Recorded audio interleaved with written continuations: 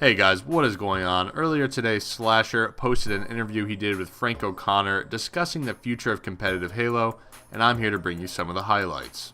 Now, the first portion of the article I wanted to touch on is where Frank O'Connor talks about what the next step is as far as the tournament scene is concerned. He goes on to say, this isn't going to be our only tournament. I think people tend to think of tournaments as annual beats where you get one big event.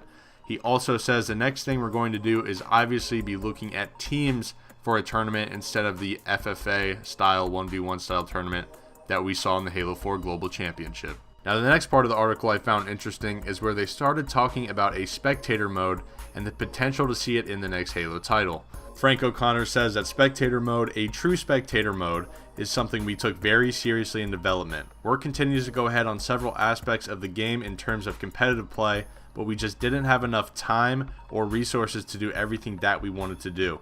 Now, with that being said, we're a fully formed team now. We understand our capabilities and scale of our operation a lot better than when we first formed to take over the Halo franchise. He then goes on to say that competitive play, spectator mode, and any kind of video-based or tournament-based activity is something that we're taking very seriously for the future. So to me personally, this sounds like they considered putting a spectator mode into Halo 4, but they just didn't have the resources, manpower, or time to really pull it off.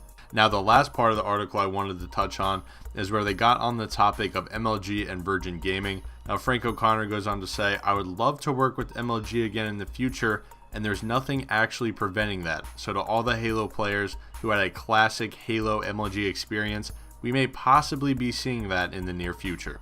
Alright guys, as always, we appreciate you checking out our videos, and don't forget to leave a comment in the section below telling us what you thought about this article and what your expectations are for the next Halo title.